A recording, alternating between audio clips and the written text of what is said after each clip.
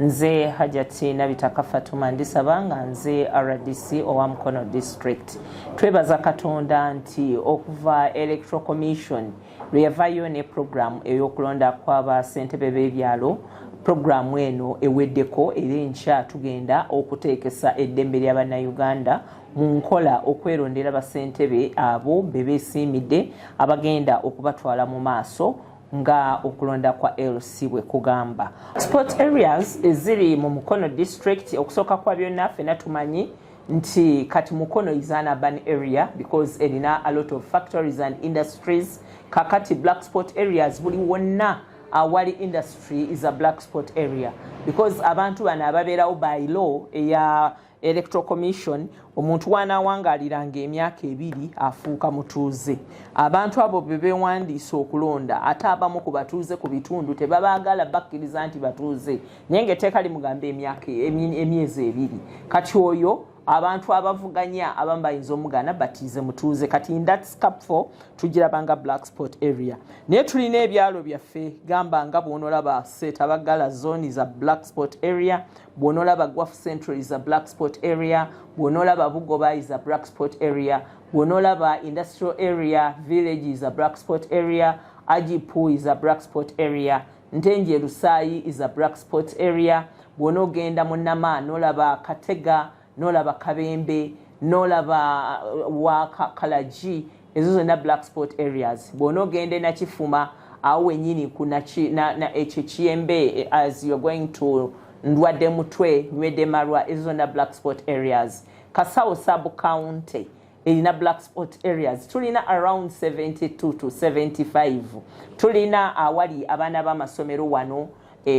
Namuyenje bayitawo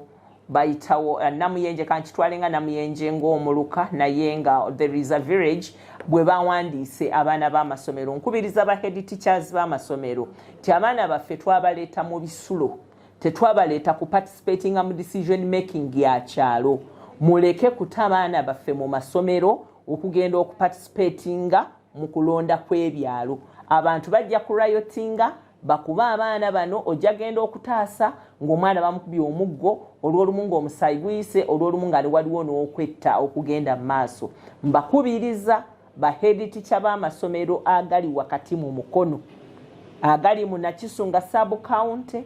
agali mu Goma division, agali mu Mukono Central division, agali mu Kasawo, agali mu Champisi, temukkiriza abaana b'amasomero genda kwetaba mu kulonda. Bano si batuuze, bano baana bajja kusoma. Ekirungi it's a public holiday, we shall deploy security okulaba nga tewali mwana yenna akola ki afuluma mu masomero, and you are going to be answerable for any kid that moves out of the school nga agenza okuparticipate nga senga tumukwatako. We shall make sure essomero eryo litubuulira the reasons to why abaana bano babasindisa ogenda okukola ebyo bibatalina kola because tebikirizibwa mu constitution ya Uganda. Omuntu yandibadde alonda omuntu oyo, omuntu gwalabanga ye gwalabamu essuubi, gwalabamu obwekwefu oba security y'ekyalo kye, gwalabamu obwerufu, gwalabamu amazima n'okubanga agenda kubanga amuwuliriza. Twandibadde tulowooza nti abantu baffe mu byalo byonna ebikolebwa nga Uganda biri emitwalo 7,200 naye nze nga Mukono District ninako ebyalo 610 era nga RDC wa Mukono District ne security team yonna netegeka okulonda kwa byalo 610 ng'ebyalo bino 610 byonna byavaayo bulungi ne biwandiisa abakulembeze ku mutendera ogwo tewali kyalo kyonna kitagenda kulonda. Era tulina omukisa nti waliwo ebyalo ebimu ebyavaayo nga tebigenda kuvuganya nga bo bagamba nti ffe tuli happy n'abakulembeze baffe be tulina tugenda bugenzi nabo mu maaso. Ebyo twebaliza Katonda. Naye era ku byalo ebyo 610 ninako kye twandiyise ebyalo ebirimu obunkenke obungi kyoyinza okuyita black spot areas bye tulina mu Mukono District. Sofa tuweze ebyalo nga 72 oba 75 kuba buli lucha waliwo kyolaba nga ate ekyo nakyo kifuuse black spot olw'embeera eriwo. Abantu baffe baweebwa omukisa okugenda okwewandiisa mu register z'ebyalo. Si buli muntu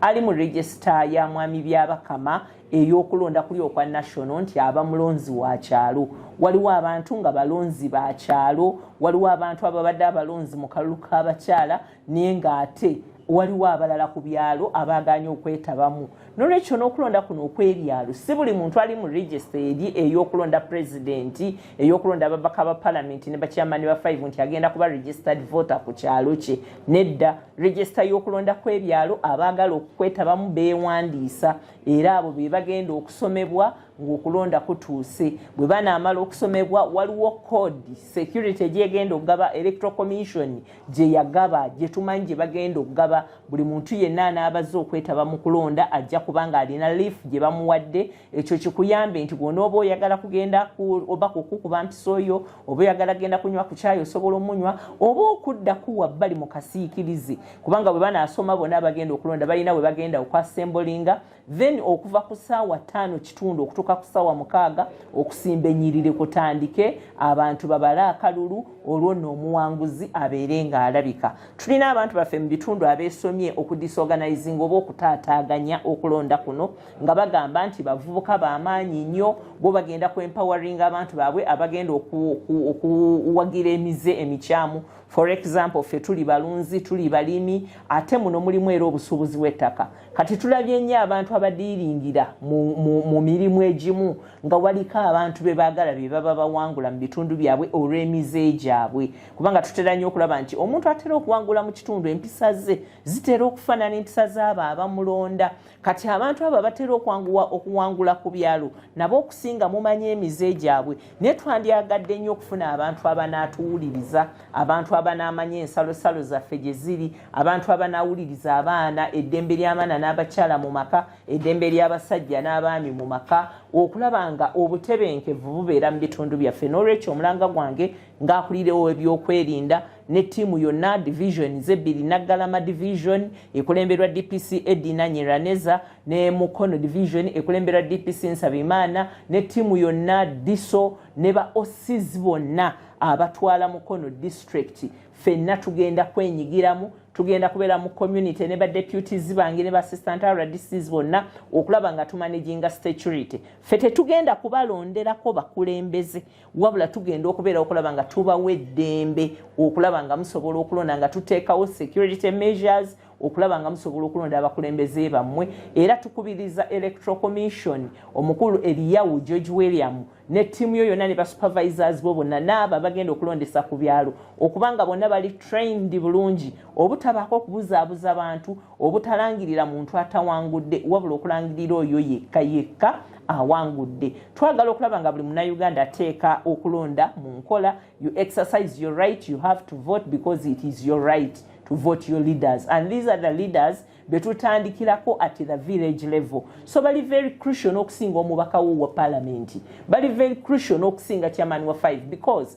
all government programs wano wezitandikira for example bwe togera ku PDM program chairperson w'ekyalo yagenda okuwa ebbaluwa kubanga yamanyi nti oli mutuuze yagenda okutwala ku parish level okuwa sente za PDM ng'oyita mu village Musako association kyovulaba nti twagala nnyo mwetabe mu kulonda ekibiina ekiri mu buyinza already weekiri for 5 years naye ate abakulembeze be mulonda bo bagenda kuba boogera lulimi ki bwe twogera nti bonna basome oyo gw'olonda ayogera bonna basome bwe twogera nti PDM oyo naye alaba PDM nga relevant program bwe twogera ku kukola bulungi bwansi asobola okuvayo n'atumobilizinga nga bwe twabaddewo ku Saturday ne tukola bulungi bwansi oba ademobilizinga bwe demobilizing n'olwekyo omulanga gwange nga RDC Mukono district is kubakubiriza tulonde abakulembeze ab'ensa tulonde abakulembeze abawangala naffe tulonde abakulembeze abatumanyi tulonde abakulembeze abalumirirwa abalina ekisa abasaasizi